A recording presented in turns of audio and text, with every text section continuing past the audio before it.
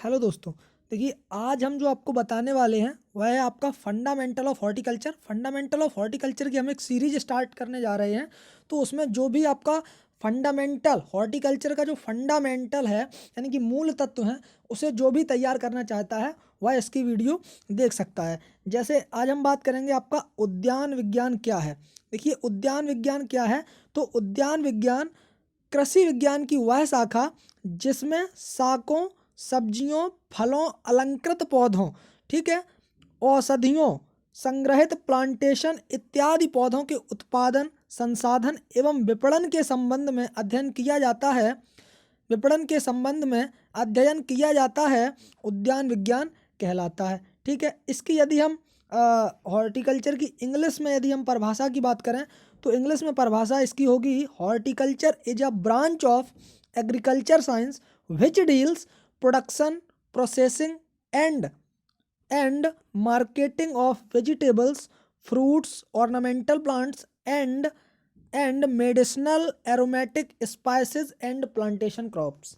ठीक है, ये हो गई इसकी डेफिनेशन। अब देखिए, उद्यान विज्ञान की शाखाएं, उद्यान विज्ञान की क्या शाखाएं होती हैं उनके बारे में हम बात करते हैं कि ब्रांचेज ऑफ हॉर्टिकल्चर। तो ब्रांचेज ऑफ हॉर्टिकल्चर में आपकी जो आती है वह है आपकी पहली ऑलरी कल्चर, दूसरी आपकी पोमोलॉजी या जिसे हम फ्रूट कल्चर के नाम से जानते हैं, तीसरी आपकी ऑर्नामेंटल हॉर्टिकल्चर, चौथी है आपकी preservation processing of fruit, preservation processing of fruit, vegetables and ornamental plants. ठीक है, और उसके बाद आपकी जो पांचवी ब्रांच है वह है आपकी production technology of medicinal aromatic spices and plantation crops. ठीक है, तो ये जो है आपकी पांच इसकी जो है ब्रांचेस हैं। अब देखिए, और अब एक एक करके इसके हम सभी की जो ब्रांचेस हैं उनकी डेफिनेशन के बारे में बात करते हैं। तो जैसे आपका आता है ऑलरी कल्चर।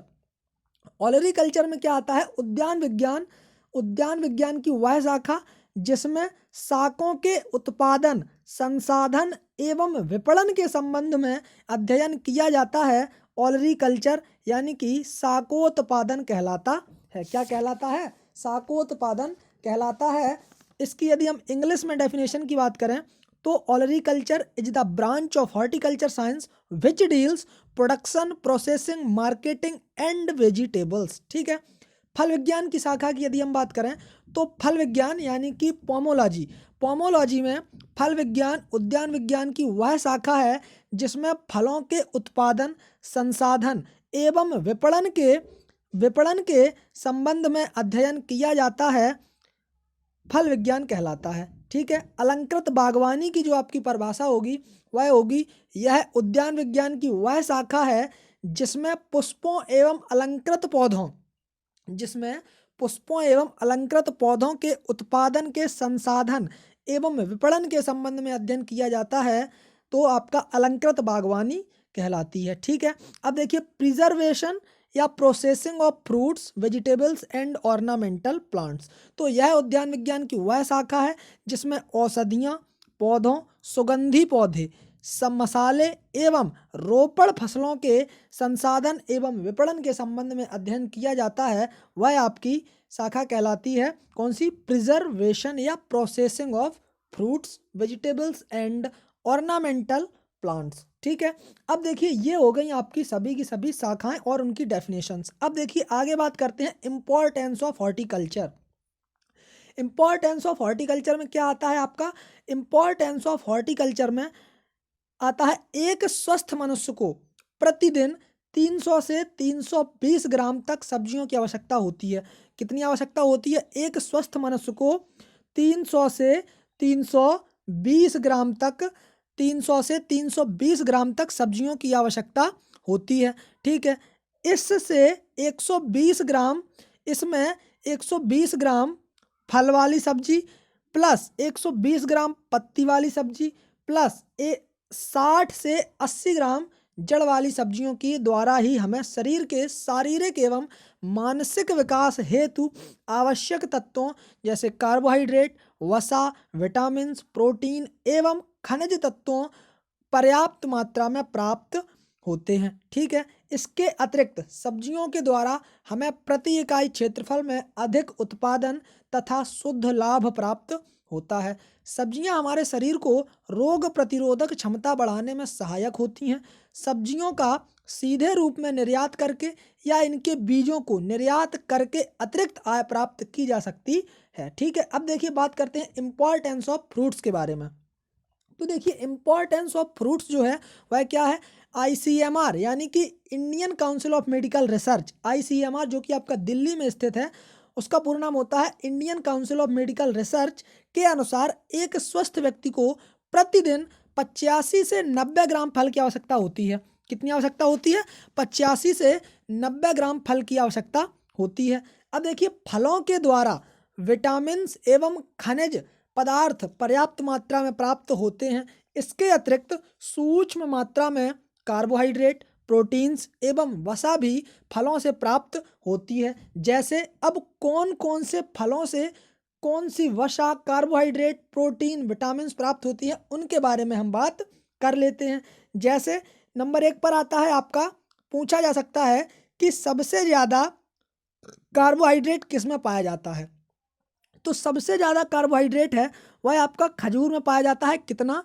75.8%। कितना है? 75.8% जो है आपका क्या पाया जाता है? खजूर में कार्बोहाइड्रेट पाया जाता है प्रति 100 ग्राम एडिबल फ्रूट। ठीक है, अब देखिए इसके बाद बेर में 31.8% पाया जाता है। सपोटा या जिसे हम चीकू बोलते हैं, सपोटा, उसमें जो है आपका 25.8% कार्बोहाइड्रेट पाया जाता है। केला में 24.2% कार्बोहाइड्रेट पाया जाता है। कार्बोहाइड्रेट कह लें या हम शुगर कह लें, ठीक है, एक ही बात होती है, या शर्करा जिसे हम हिंदी में बोलते हैं, वह एक ही बात होती है। उसके बाद केला 24.2%। 5वें नंबर पर आता है आपका शरीफा, 23.6% इसमें कार्बोहाइड्रेट पाई जाती है। अब देखिए प्रोटीन्स के बारे में यदि हम बात करें तो प्रोटीन होता क्या है?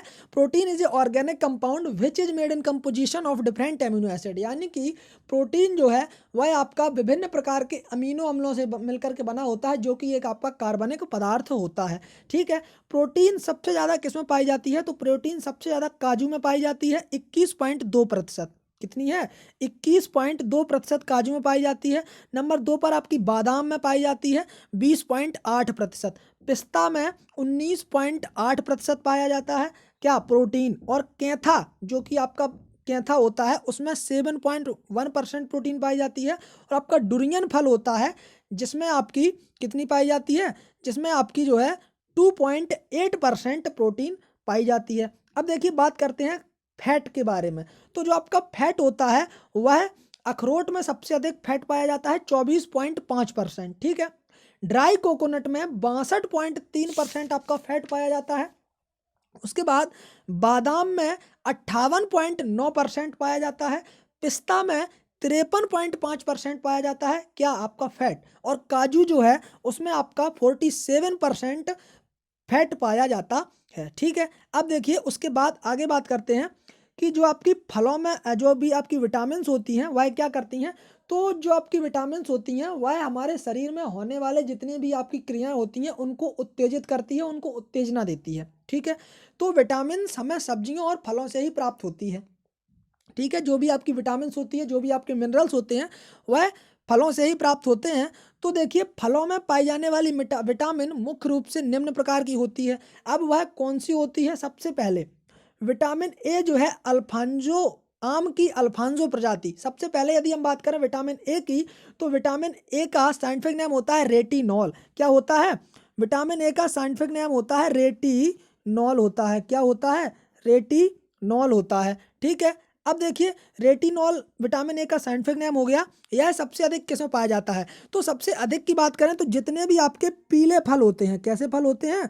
पीले फल आपके जितने भी होंगे उन सभी में विटामिन ए सबसे अधिक मात्रा में पाई जाती है। तो विटामिन ए, जैसे आपका पीला फल होता है आम, तो आम की भी एक प्रजाति होती है अल्फांजो, जिस प्रजाति में 15,220 इंटरनेशनल यूनिट आपकी क्या पाई जाती है? विटामिन ए पाई जाती है। जिसके अलावा उसके अलावा अलूचा जो होता है उसमें पाई जाती है विटामिन ए, कितनी? 3,000 इंटरनेशनल यूनिट पाए जाते हैं। उसके बाद रेस्पबेरी होती है। रेस्पबेरी में आपकी जो है संतरा 2000 इंटरनेशनल यूनिट और संतरा में 1800 इंटरनेशनल यूनिट पाए जाते हैं, ठीक है। और इसके बाद आपका जो करौंदा आता है, करौंदा में 1700 इंटरनेशनल यूनिट आपके पाए जाते हैं। विटामिन ए की कमी से रतौंधी या नाइट ब्लाइंडनेस, ठीक है, या फिर इसके अलावा एक रोग और होता है कैरेटो मलेशिया या ऑस्टोमलेशिया भी कहा जाता है, ठीक है। तो ये तो आपका विटामिन ए की जानकारी हो गई। अब देखिए विटामिन बी का एक पूरा कॉम्प्लेक्स होता है। विटामिन बी का पूरा कॉम्प्लेक्स होता है, जैसे आपका B1, B2, B3, B5, B6, B9 और B12, ठीक है। तो इसमें जैसे हम आपको बता दें कि जैसे आपका B1 होता है, जैसे आपका B1 होता है, B2 होता है और B3 होता है। तो B1 का नाम होता है थायमीन, B1 का नाम होता है थायमीन, B2 B1 थायमीन, और इसके अलावा जो आपका राइबोफ्लेविन, राइबोफ्लेविन होता है, और B3 का होता है आपका नियासिन, नियासिन या निकोटीनेमाइड, ठीक है, नियासिन या निकोटीनेमाइड होता है। B5 का पेंटोथोनिक एसिड होता है। B6 का आपका होता है पायरोडॉक्सिन, और जो है आपका B12 का होता है कोबैलामाइन, साइनो कोबैलामाइन, ठीक है। तो ये जो है आपके इनके नाम होते हैं। अब देखिए इनके बारे में एक एक करके बात कर लेते हैं कि B1 जो है वह सबसे अधिक शरीफा, अनानास, केला, बेर, आम और इन सभी फलों में पाई जाती है। इसकी कमी से बेरी बेरी रोग होता है। कौन सा होता है? बेरी बेरी रोग हो जाता है। B2 की यदि हम बात करें तो यह जो है बेल, शरीफा, पपीता, आम, केला आदि में होता है। इनकी कमी से, B2 की कमी से शरीर के अंदर एंजाइम्स की कमी हो जाती है। क्या किसकी कमी हो जाती है? एंजाइम्स की कमी हो जाती है। B6 के बारे में यदि हम बात करें तो आम में, शरीफा में, बेल में, अलूचा और जो है आपका सेब होता है, इन सभी में आपकी B6 पाई जाती है। और इसकी कमी से जो होने वाला रोग होता है वह होता है आपका पेलाग्रा, ठीक है। अब देखिए विटामिन सी की यदि हम बात करें तो विटामिन सी का साइंटिफिक नेम होता है एस्कॉर्बिक एसिड। क्या होता है? एस्कॉर्बिक एसिड होता है। तो देखिए एस्कॉर्बिक एसिड जो है वह आपका सबसे अधिक किस फल में पाया जाता है? तो वह पाया जाता है आपका बारबडोस चेरी में। कितना? 900 मिलीग्राम, ठीक है। अब देखिए जो आपका बारबाडोस चेरी होता है उसके बाद आपका आंवला में पाया जाता है कितना? 700 mg, नींबू में 500 mg मिलीग्राम पर 100 ग्राम के हिसाब से, ठीक है। और जो है आपका अमरूद में 300 mg। प्रमुख स्रोत होते हैं कमी से, इसकी कमी से आपका स्कर्वी रोग हो जाता है। कौन सा हो जाता है? स्कर्वी रोग हो जाता है। अब देखिए बात करते हैं मिनरल्स के बारे में। तो मिनरल्स क्या होते हैं? शरीर की हड्डियों के समुचित विकास हेतु कैल्शियम एवं फास्फोरस की अत्यंत आवश्यकता होती है। इसके अतिरिक्त रक्त की संरचना एवं रक्त प्रवाह के लिए आयरन की मात्रा पर्याप्त होना आवश्यक होती है, ठीक है। अब देखिए जैसे हम बात करते हैं कैल्शियम के बारे में, तो कैल्शियम कितना पाया जाता है और किस फल में पाया जाता है उसके बारे में हम बात करते हैं। तो जैसे आपका होता है फालसा, तो जो आपका फालसा होता है उसमें 130 mg पर 1000 ग्राम आपका कैल्शियम पाया जाता है। खजूर में 120 mg पाया जाता है। बेर में 85 मिलीग्राम पाया जाता है। आम की अल्फांसो प्रजाति में 42 mg पाया जाता है, जबकि स्ट्रॉबेरी में 30 mg पाया जाता है, ठीक है। अब देखिए फास्फोरस, जो आपका फास्फोरस होता है वह आपका शरीफा में 60 मिलीग्राम पाया जाता है, खजूर में 50 mg पाया जाता है, बेल में 50 mg और कटहल में 41 mg और लीची में 35 mg पाया जाता है, ठीक है।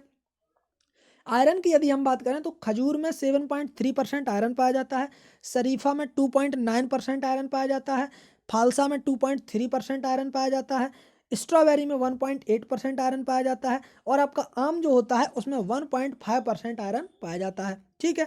प्रति इकाई क्षेत्रफल में उत्पादन की दृष्टि से, शुद्ध लाभ की दृष्टि से विदेशी मुद्रा प्राप्त करने हेतु फलोत्पादन का विशेष महत्व है। अब देखिए क्या महत्व है उसके बारे में भी हम बात कर लेते हैं। जैसे आपका अलंकृत बागवानी होती है, तो अलंकृत बागवानी का महत्व पुष्पों एवं अलंकृत पौधों की उपयोगिता के आधार पर भली भांति समझा जा सकता है। वर्तमान समय में तेजी से बढ़ती हुई जनसंख्या एवं काम के घंटे अधिक होने के कारण पुष्प एवं अलंकृत पौधे एकमात्र मस्तिष्क को स्वस्थ रखने का संसाधन रह गए हैं। तो इन्हें हमें देखकर थोड़ा सा अच्छा लगता है, इसलिए हम इनकी खेती करते हैं। अलंकृत बागवानी के महत्व को निम्न प्रकार भली भांति समझा जा सकता है। जैसे नंबर 1 मनोरंजन की दृष्टि से, सजावट की दृष्टिकोण से, आध्यात्मिक एवं धार्मिक दृष्टिकोण से और आपका आर्थिक महत्व से। ठीक है, तो देखिए अब देखिए फ्रूट प्रोसेसिंग, दूसरी जो आपकी शाखा थी वह थी आपकी फ्रूट प्रोसेसिंग। तो फ्रूट प्रोसेसिंग के बारे में यदि हम बात करें तो इसमें हम क्या करते हैं, फल सब्जी तथा अलंकृत पौधों का परिरक्षण आर्थिक दृष्टि से अत्यंत महत्वपूर्ण है, क्योंकि भारत में उगाई गई फल एवं सब्जियों के बिना उपयोग में आए 25 से 30% नष्ट हो जाते हैं। 25 से 30% तो स्वतः ही नष्ट हो जाते हैं, हमारे खेत में ही सब्जियां नष्ट हो जाती हैं। अतः इसे जो आपका लॉस होता है इसे हम कहते हैं पोस्ट हार्वेस्ट लॉसेस। ठीक है, तो इस पोस्ट हार्वेस्ट लॉस को कम करने में परिरक्षण एवं संसाधन का विशेष योगदान होता है। तो इस शाखा के महत्व को निम्न प्रकार भली भांति समझा जा सकता है। कैसे? नंबर 1, परिरक्षण के कारण बाजार में फल एवं सब्जियां लंबे समय तक उपलब्ध रहती हैं। लड़ाई के समय परिरक्षित सब्जी एवं फल ही सेना के काम आती है। तीसरा है, मौसम पर फल एवं सब्जियों की बाजार में अधिकता होने के कारण कम कीमत प्राप्त होती है। यदि मौसम के समय इन्हीं सब्जियों को परिरक्षित कर लिया जाए तो ऑफ सीजन, जब हमारी ऑफ सीजन यानी कि जब किसी भी सब्जी का सीजन नहीं होता है, मौसमी सब्जी का सीजन नहीं होता है, तो उसे हम ऑफ सीजन में अधिक कीमत पर प्राप्त होगी, जिससे कि प्रति इकाई क्षेत्रफल में अधिकतम लाभ प्राप्त होता है। ठीक है, परिरक्षित पदार्थों के उत्पादन से सहायक उद्योग धंधों में भी बढ़ावा मिलता है, जैसे जैम, जेली, सॉस और इत्यादि पदार्थों के भंडारण हेतु कांच के बर्तनों की आवश्यकता होती है। अतः कांच की फैक्ट्री, सहायक उद्योग आदि की भूमिका में रहती है। ठीक है, तो ये जो है आपके इसके हो गए। अब देखिए पांचवा जो आपका उद्देश्य है वह क्या है, फल एवं सब्जियों का पोस्ट हार्वेस्ट लॉस कम हो जाने के कारण बाजार में इनकी कीमतें तेजी से नहीं बढ़ती हैं।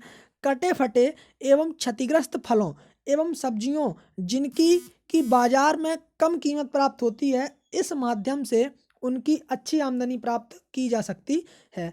दुर्गम स्थानों पर इन संरक्षित उत्पादों को आसानी से पहुंचाया जा सकता है।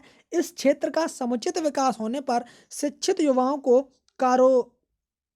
युवाओं को रोजगार मिलने की संभावना की भी अधिक हो जाती है। अब देखिए स्कोप ऑफ हॉर्टिकल्चर, हॉर्टिकल्चर का स्कोप क्या होता है उसके बारे में भी हम जान लेते हैं। तो भारत में उद्यान विज्ञान का बहुत बड़ा स्कोप है।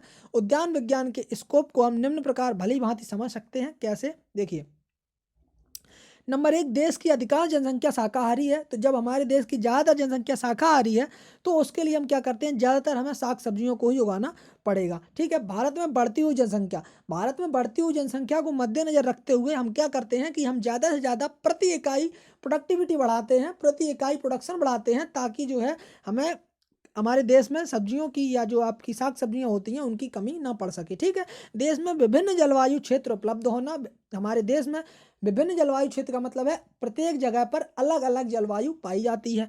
ठीक है, जैसे आपकी जलवायु को 3 कैटेगरी में बांटा गया है, जो आपकी ट्रॉपिकल होती है, सब ट्रॉपिकल होती है और आपकी टेम्परेट क्लाइमेट। तो ये आपकी 3 जलवायु मुख्यतः होती हैं। ठीक है, देश में विभिन्न जलवायु क्षेत्र उपलब्ध होना, परिरक्षण उद्योग में बढ़ती मांग, निर्यात की अच्छी संभावना है और प्रति इकाई क्षेत्रफल में अधिक उत्पादन का होना। ठीक है, तो ये जो है आपका स्कोप है किसका, हॉर्टिकल्चर का। अब देखिए स्कोप ऑफ पोमोलॉजी, तो पोमोलॉजी के बारे में यदि हम बात करते हैं तो देश की अधिकांश जनसंख्या का फलों के प्रति बढ़ता रुझान, बढ़ती हुई जनसंख्या के लिए फलों की उपलब्धता बढ़ाना, फलोत्पादन हेतु उपयुक्त जलवायु का होना, अनुपयोगी भूमि के लिए फलों की आवश्यकता, निर्यात की अच्छी संभावना और देश में सस्ते निवेश की उपलब्धता होना। ठीक है, तो ये जो है आपका, और उसके अलावा एक और आता है विश्व में फल एवं उनसे निर्मित उत्पादों की बढ़ती मांग। ठीक है, अब देखिए स्कोप ऑफ ऑर्नामेंटल प्लांट्स के बारे में। तो जनमानस की अलंकृत पौधों के प्रति बढ़ता लगाव, विश्व में अलंकृत पौधों का फलता फूलता बाजार। तीसरा है प्राकृतिक सुगंधियों की बढ़ती मांग, अलंकृत पौधों एवं बीजों का निर्यात, पर्यावरण सुधार में विशेष भूमिका। तो ये जो है आपकी क्या होती हैं, in scope of ornamental plants होता है। ठीक है, अब देखिए हम बात करते हैं फ्रूट एंड देयर क्लासिफिकेशन। तो फ्रूट कैसे बनता है और जो आपके फ्रूट होते हैं उनका क्लासिफिकेशन हम किस प्रकार से करते हैं, तो उसको भी हम समझ लेते हैं। तो फ्रूट बनता है आपका फ्लावर से। किससे बनता है? फ्लावर से। तो फ्लावर जो होता है उसके मुख्यतः 4 भाग होते हैं। कितने भाग होते हैं?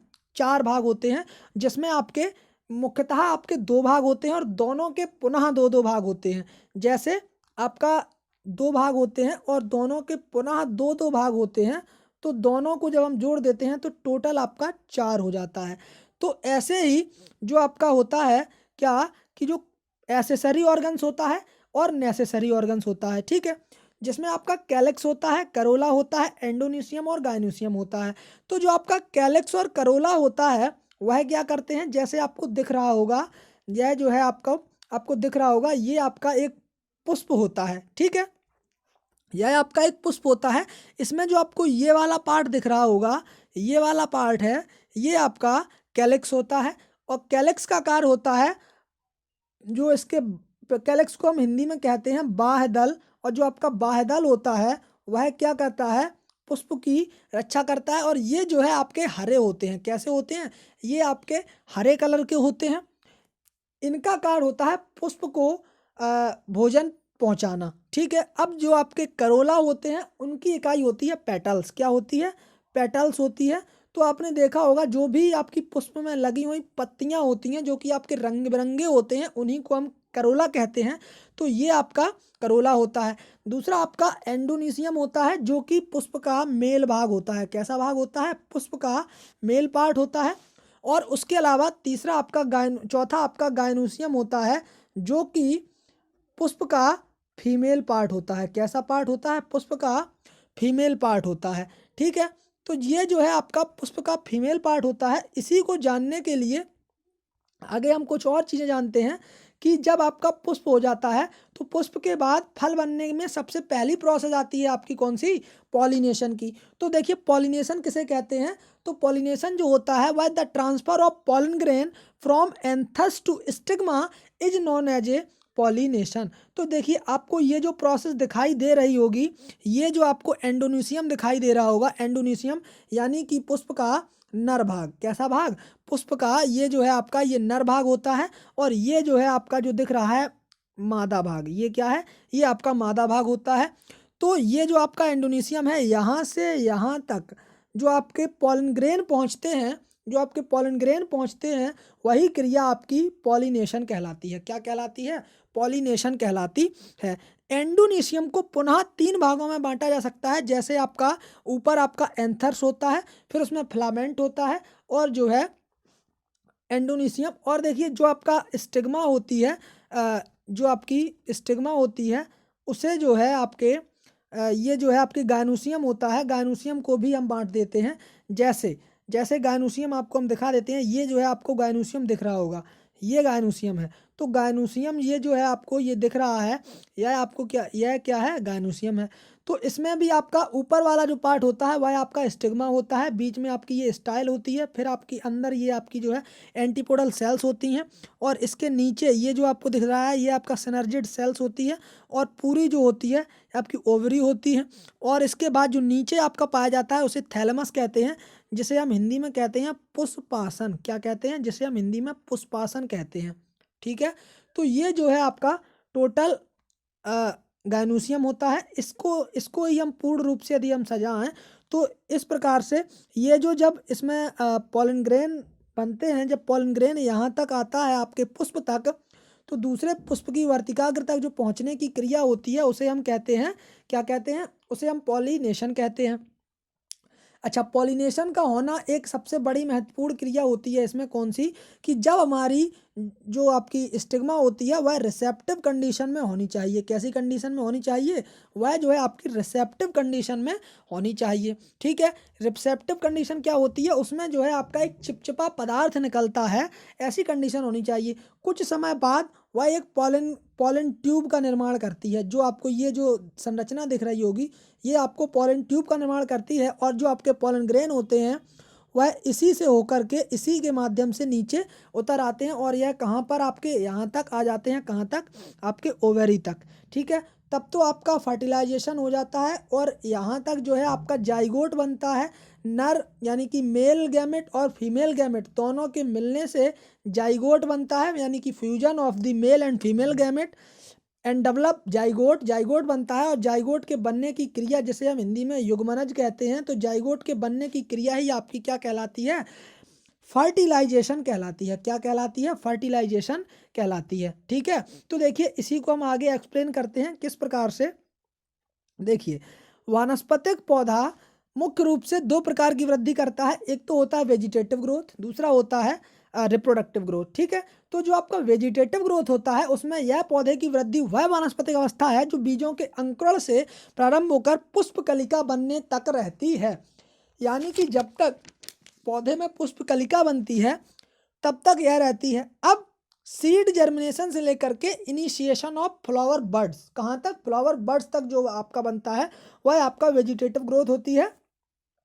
इस अवस्था में पौधे के आकार में वृद्धि होती है, ना कि उसके कोई रिप्रोडक्टिव मीन्स जो भी आपका आनुवंशिक कोई भी वृद्धि नहीं होती है, जैसे उसमें कोई भी।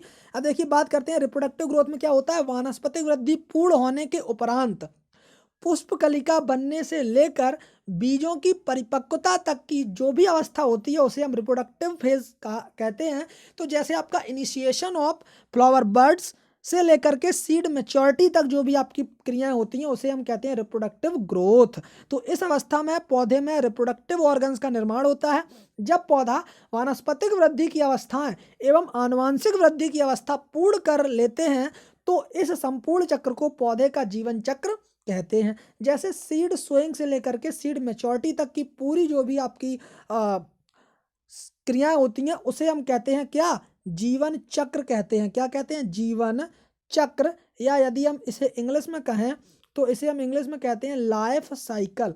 क्या कहते हैं, लाइफ साइकिल कहते हैं। ठीक है, अब देखिए इसके बाद अब देखिए पुष्प को समझते हैं, पुष्प क्या होता है। देखिए पुष्प जो है वह आपका पौधे का वह आनुवंशिक भाग होता है जिसमें कि एक या दोनों नर एवं मादा अंग उपस्थित रहते हैं। तो जिसमें दोनों नर एवं मादा पुष्प उपस्थित रहते हैं उसे तो हम कहते हैं कंप्लीट फ्लावर। और जिसमें जिसमें आपका मादा पुष्प में से कोई एक पुष्प या फिर मादा जो भाग होता है या पुष्प के कोई भी 4 भाग होते हैं उनमें से कोई भाग यदि अनुपस्थित होता है तो वह आपका कहलाता है, क्या कहलाता है, अनकम्प्लीट फ्लावर, यानी कि अपूर्ण पुष्प। और चारों भागों में से जब आपके चारों भाग उपस्थित होते हैं पुष्प में तो उसे हम कहते हैं पूर्ण पुष्प, यानी कि कंप्लीट फ्लावर। जैसे पुष्प के प्रकार मुख्य रूप से 2 प्रकार के होते हैं, कौन कौन से, पूर्ण पुष्प और अपूर्ण पुष्प, जो कि हमने आपको बताया। तो पूर्ण पुष्प वह पुष्प होता है जिसमें कि पुष्प के चारों भाग जैसे करोला, कैलिक्स, एंडोनिशियम और गाइनोसियम या दोनों नर एवं मादा अंग उपस्थित होते हैं, तो यह वह पुष्प पूर्ण पुष्प कहलाता है, जिसे हम हर्माफ्रोडिएट फ्लावर के नाम से भी जानते हैं। किसके नाम से, हर्माफ्रोडिएट फ्लावर के नाम से भी जानते हैं। इसी प्रकार आता है आपका अपूर्ण पुष्प। अपूर्ण पुष्प जिसे हम इनकम्प्लीट फ्लावर के नाम से जानते हैं, वह क्या होता है आपका, जब पुष्प के अंदर कैलिक्स, करोला, एंडोनिशियम और गाइनोसियम में से कोई एक अंग उपस्थित होता है या अनुपस्थित होता है। इनमें से कोई एक अंग जो है यहाँ पर क्या होगा, अनुपस्थित होगा। जब कोई एक अंग अनुपस्थित होता है तो ऐसी कंडीशन में उस पुष्प को हम अपूर्ण पुष्प कह देते हैं। क्या कह देते हैं, अपूर्ण पुष्प कहते हैं। ठीक है, अब देखिए अपूर्ण पुष्प मुख्य रूप से 2 प्रकार के होते हैं। कौन कौन से उनके 2 प्रकार कौन कौन से होंगे, देखिए एक तो होता है आपका मेल फ्लावर और दूसरा होता है आपका फीमेल फ्लावर। जैसे आपका ये हो गया मेल फ्लावर, दूसरा हो गया आपका फीमेल फ्लावर। तो जो आपका मेल फ्लावर होता है उसी को हम नाम देते हैं स्टेमिनेट फ्लावर। ठीक है, और फीमेल फ्लावर होता है उसे हम नाम देते हैं पिस्टिलेट फ्लावर, क्योंकि जो आपका स्टेमिन पाया जाता है वह आपका पाया जाता है मेल भाग में, और जो आपका पिस्टिल होता है वह आपका क्या होता है, गाइनोसियम में। तो जो आपका पिस्टिलेट फ्लावर होता है उसे हम कह देते हैं मेल फ्लावर, और फीमेल फ्लावर जो होता है वह आपका क्या होता है, आपका मेल फ्लावर, स्टेमिनेट फ्लावर। तो इस प्रकार के पुष्प में कैलिक्स, करोला के साथ पुष्प का नर भाग पाया जाता है। क्या पाया जाता है, पुष्प का नर भाग। कौन सा भाग होता है पुष्प का, एंडोनिशियम जो है नर भाग होता है वह पाया जाता है, तो उसे हम मेल फ्लावर कहते हैं। और जब पुष्प इस प्रकार के पुष्प में कैलिक्स, करोला के साथ पुष्प का मादा भाग पाया जाता है तो उसे हम क्या कहते हैं, फीमेल फ्लावर कह देते हैं। ठीक है, अब देखिए मोनोसियस प्लांट किसे कहते हैं और डायोसियस प्लांट किसे कहते हैं, इसके बारे में भी हम बात कर लेते हैं, मोनोसियस प्लांट और डायोसियस प्लांट। देखिए मोनोसियस प्लांट क्या होते हैं? वे पौधे जिन पर की स्टेमिनेट फ्लावर, जिस पर की स्टेमिनेट फ्लावर आपका जो होता है वह क्या होता है? मेल फ्लावर तथा पिस्टिलेट फ्लावर एक ही पौधे पर पाए जाते हैं। तो इस प्रकार के पौधे को मोनोसियस प्लांट कहते हैं। यानी कि जैसे आपका ये पौधा हो गया, इसी पौधे पर आपका मेल प्लांट है और इसी पौधे पर आपका फीमेल प्लांट है। जब एक ही पौधे पर दोनों प्रकार के पुष्प उपस्थित होते हैं तो उसे हम कहते हैं मोनोसियस प्लांट। ठीक है। अब दूसरी कंडीशन क्या आती है? इसमें जो दूसरी कंडीशन आती है वह आती है आपकी डायोसियस प्लांट की।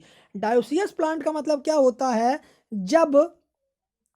जब पिस्टिलेट फ्लावर और स्टेमिनेट फ्लावर दोनों अलग अलग पौधे पर पाए जाते हैं तो उसे हम कहते हैं डायोसियस प्लांट। जैसे ये जो है आपका, ये आपका मेल फ्लावर हो गया, यहाँ पर मेल फ्लावर पाए जा रहे हैं और यहाँ पर आपके फीमेल फ्लावर पाए जा रहे हैं। तो ऐसी कंडीशन में हम उसे कहते हैं डायोसियस प्लांट। क्या कहते हैं? डायोसियस प्लांट कहते हैं। ठीक है। अब देखिए गायनोडायोसियस प्लांट एक कंडीशन आती है, इसमें कौन सी? गायनोडायोसियस प्लांट। तो देखिए गायनोडायोसियस प्लांट के बारे में यदि हम बात करें तो वह क्या होती है? गायनोडायोसियस प्लांट इस प्रकार के पौधे पर हर्माफ्रोडिएट फ्लावर यानी कि पूर्ण पुष्प और पिस्टिलेट फ्लावर उपस्थित होते हैं। हर्माफ्रोडिएट फ्लावर यानी कि जो हमने अभी आपको बताया था, हर्माफ्रोडिएट फ्लावर यानी कि कंप्लीट फ्लावर के साथ साथ एक पिस्टिलेट फ्लावर यानी कि मादा पुष्प एक और पाया जाता है। तो अर्थात हर्माफ्रोडिएट फ्लावर तथा पिस्टिलेट फ्लावर एक ही पौधे पर होते हैं तो उसे हम कहते हैं गायनोडायोसियस प्लांट। क्या कहते हैं? गायनोडायोसियस प्लांट। अब देखिए एंड्रोडायोसियस प्लांट किसे कहते हैं? एंड्रोडायोसियस प्लांट जब एक ही पौधे पर हर्माफ्रोडिएट फ्लावर और आपका एंड्रोडायोसियस प्लांट यानी कि स्टेमिनेट फ्लावर दोनों एक ही पौधे पर पाए जाते हैं तो ऐसी कंडीशन आपकी क्या कहलाती है?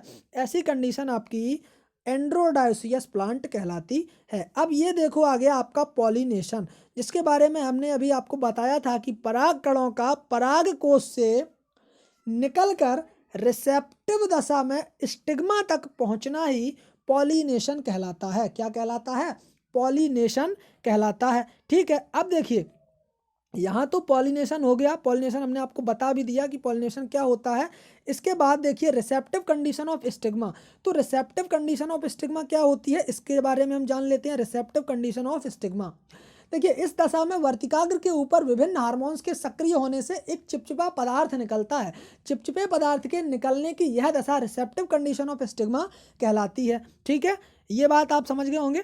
अब देखिए यहाँ पर जो भी आपका होता है पॉलिनेटिंग एजेंट, कुछ पॉलिनेटिंग एजेंट होते हैं उनके बारे में हम बात कर लेते हैं। पॉलिनेटिंग एजेंट क्या होते हैं उनके बारे में हम बात कर लेते हैं। जैसे जिन माध्यमों के द्वारा पराग कणों का परागकोश से वर्तिकाग्र तक पहुंचना, उस माध्यम को पॉलिनेटिंग एजेंट या पॉलिनेटर कहा जाता है। पॉलिनेटिंग एजेंट के आधार पर परागकण की क्रिया निम्न प्रकार होती है। अब देखिए वह निम्न प्रकार क्रिया कौन कौन सी है। यदि परागकण बाई एयर जा रहे हैं यानी कि वायु के माध्यम से एक पौधे से दूसरे पौधे पर जा रहे हैं तो वह क्रिया आपकी क्या कहलाएगी? वह आपकी एनिमोफिलस कहलाएगी। यदि यही परागकण आपके किसी इंसेक्ट के द्वारा बाई इंसेक्ट जा रहे हैं तो जो है आपकी क्या कहलाएगी? तो आपकी एंटोमोफिलस कहलाएगी। ठीक है, यही क्रिया यदि बाई एनिमल्स के द्वारा हो रही है, बाई एनिमल्स का मतलब है किसी जानवर के द्वारा, जैसे उसके बालों में लग गया परागकण और वह किसी दूसरे फ्लावर पर गिर जाता है, और ऐसी कंडीशन में जब पॉलिनेशन क्रिया होती है तो उसे हम कहते हैं जूफिलस।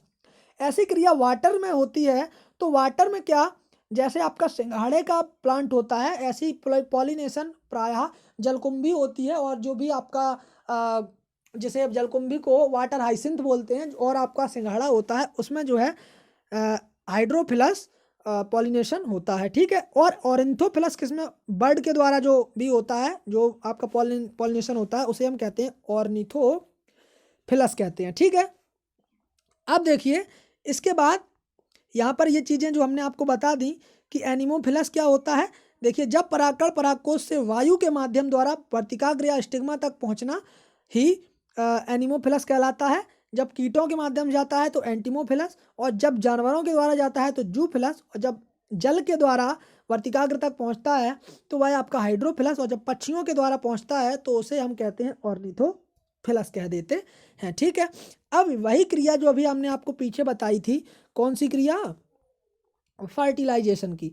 फर्टिलाइजेशन की क्रिया पॉलिनेशन की क्रिया संपन्न होने के बाद स्टिग्मा पर उपस्थित परागकण में अंकुरण की क्रिया प्रारंभ होकर पराग नलिका का निर्माण होता है, जो कि हमने आपको बताया था। जो भी आपकी एक पराग नलिका यहाँ पर बन रही थी, ये इस प्रकार से जो आपकी संरचना बनी हुई थी, यहाँ पर पॉलिन ग्रेन आए थे, और ये जो है यहाँ पर जो संरचना बनी हुई थी, यहाँ पर एक जो आपके पॉलिन क्या थी, पराग नलिका, ठीक है, पॉलिन ट्यूब जिसे हम बोलते हैं, उसका निर्माण हुआ था। तो इसके माध्यम से जो भी आपके परागकण यहाँ आए थे उसे हम कहते हैं पराग नलिका। क्या कहते हैं, पराग नलिका। ठीक है, तो जो आपकी पराग नलिका थी उसका पॉलिन ट्यूब परागकण में उपस्थित दो मेल गैमेट, जो भी आपके मेल गैमेट होते हैं वह हमने आपको बताए थे, मेल गैमेट को लेकर ओवरी की तरफ बढ़ती है और अंडाशय में उपस्थित एग सेल से कोई एक मेल गैमेट फ्यूजन कर जाइगोट का निर्माण करती है। अतः पॉलिनेशन के उपरांत जाइगोट निर्माण होने तक की जो क्रिया होती है उसे हम क्या कहते हैं, उसे हम फर्टिलाइजेशन कहते हैं। क्या कहते हैं, फर्टिलाइजेशन कहते हैं। ठीक है, अब देखिए फर्टिलाइजेशन हो गया आपका। अब देखिए इसी के बाद क्या आता है आपका, इसी के बाद जो है आपका आता है अंडाशय। अंडाशय को पढ़ लेते हैं। तो अंडाशय क्या होता है, जैसे आपका अंडाशय कई प्रकार का होता है।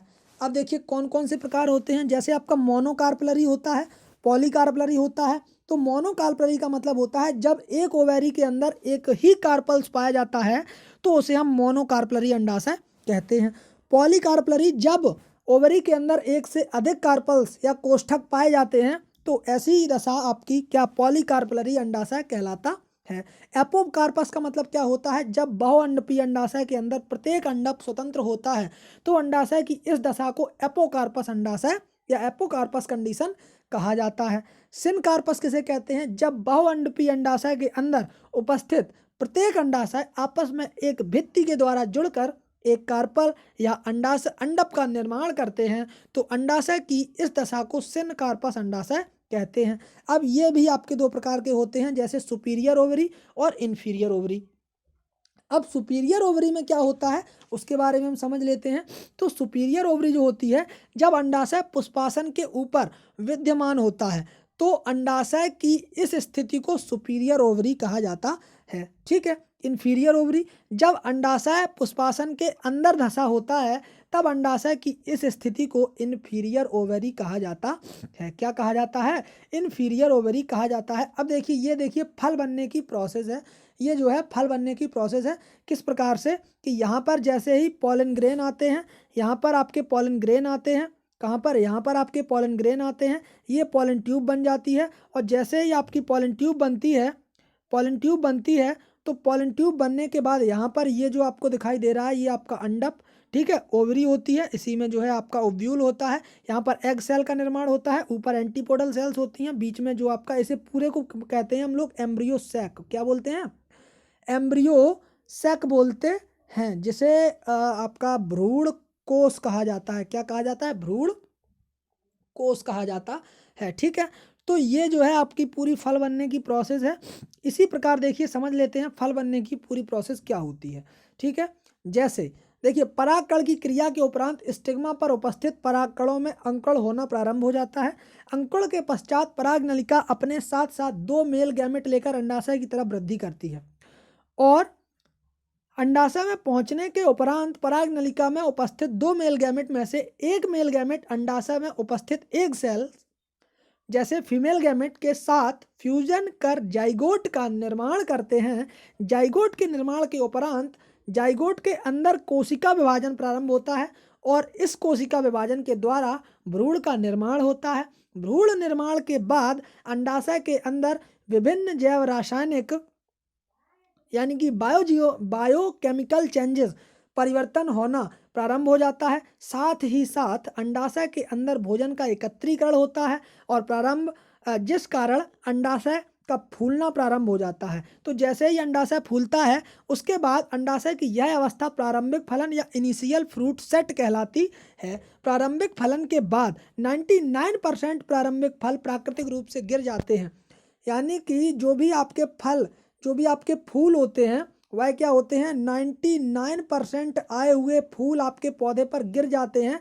आपको जो फल मिलते हैं वह 0.01% मिलते हैं। कितने मिलते हैं? 0.01% मिलते हैं। जितना भी आपका फूल, जितना भी आपकी फ्लावरिंग आपके पेड़ पर होती है, यदि उतना पूरा का पूरा फल, यदि उसका 1% भाग भी यदि फल आपके पेड़ पर यदि फल आ जाता है, तो आपका जो पेड़ होता है वह उसे सहन नहीं कर पाएगा और उसकी जो ब्रांचेज होंगी वह टूट कर नीचे गिर जाएंगी। क्या होगा? उसकी जो ब्रांचेज होंगी वह टूट कर नीचे गिर जाएंगी। इसलिए प्रकृति का नियम है, 99% प्रारंभिक फल प्राकृतिक रूप से गिर जाते हैं। यह फलों का गिरना नेचुरल फ्रूट ड्रॉप कहलाता है। प्राकृतिक रूप से फल गिरने के पश्चात जो फल परिपक्व अवस्था में पहुंचते हैं उन्हें फाइनल फ्रूट सेट कहा जाता है। अतः परिपक्व अंडाशय फल कहलाता है, परिपक्व भ्रूण बीज कहलाता है। ठीक है, तो ये था हमारा आज का हॉर्टिकल्चर का। आप चाहे कुछ भी समझ लीजिए, यह जो है आपका 40 मिनट की क्लास कंप्लीट होती है। यदि जिसको भी नोट्स बनाने हैं, वह नोट्स बनाने के लिए यह क्लास आपके लिए बहुत ही महत्वपूर्ण है। तो जो भी छात्र नोट्स बनाना चाहते हैं या अपनी हॉर्टिकल्चर को मजबूत करना चाहते हैं, तो प्लीज़ जुड़िए हमारे चैनल से। हमारे चैनल का नाम है स्टडी विथ टैलेंटेड बॉय। ठीक है, और यदि आप डेली क्विज देना चाहते हैं तो हमारे टेलीग्राम पर आ जाइए। टेलीग्राम का नाम है, टेलीग्राम चैनल का नाम है स्टडी विथ टैलेंटेड बॉय। ठीक है, तो उसे ज्वाइन कर लीजिए। और इसके यदि आप नोट्स चाहते हैं तो इसके नोट्स भी हम आपको टेलीग्राम पर प्रोवाइड करा देंगे। तो उसके लिए आप हमें कमेंट करिए टेलीग्राम चैनल पर और बताइए हॉर्टिकल्चर नोट्स। आप इतना लिखेंगे, हम आपको वहीं पर नोट्स प्रोवाइड करा देंगे। ठीक है, तो यदि वीडियो अच्छा लगा हो तो वीडियो को लाइक कमेंट शेयर अवश्य करें। आपसे आगे मिलेंगे अगले वीडियो में। तब तक के लिए जय हिंद, जय भारत, धन्यवाद।